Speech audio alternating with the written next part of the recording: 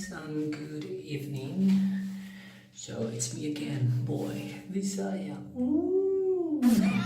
Anyway, so tonight I'll be giving you an update regarding the product that I first used, that I bought last a week ago. So I started using it last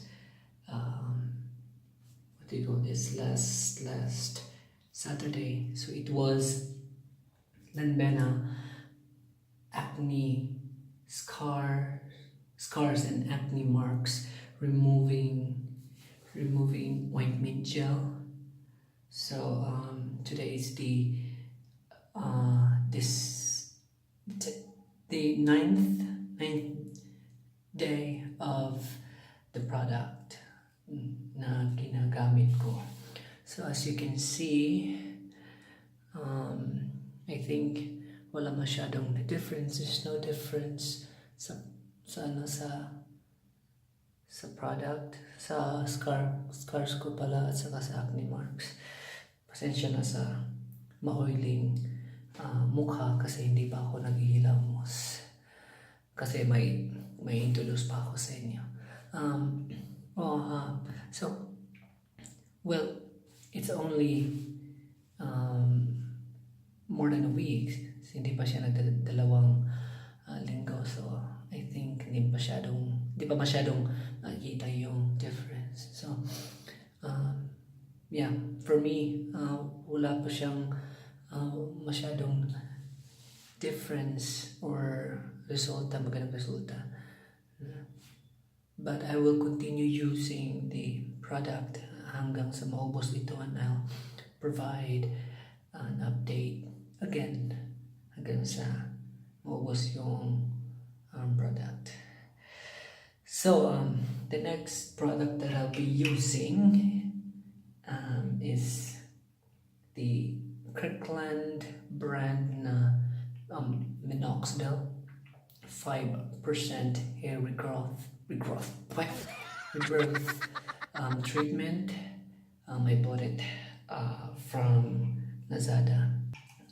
The first, yung unang order ko nito na return to sender kasi yung susunga-sunga na nag-deliver, ang hinahanap dun sa gate is unit owner. Hindi naman ako unit owner, so hindi pinapasok ng card. Sana man ang tumawag o di kaya ay nag-text na nandun siya para kunin ko na lang doon. Ayun, na return to sender. Halos dalawang linggo pa naman bago mo ma-receive. So na-return nila, tapos umorder ako ulit. So yun, finally na-receive ko na itong Minoxidil. So the reason why na gagamitin ko to is, as you can see, gusto kasi kumapal pa masyado yung beard ko at saka yung goatee. Gusto ko katulad ni James Harden. Joke lang. Grabe naman. Gusto ko lang kumapal dito at saka at least ma-extend yung beard pa dito para mas masyadong manly. Diba, chong? So,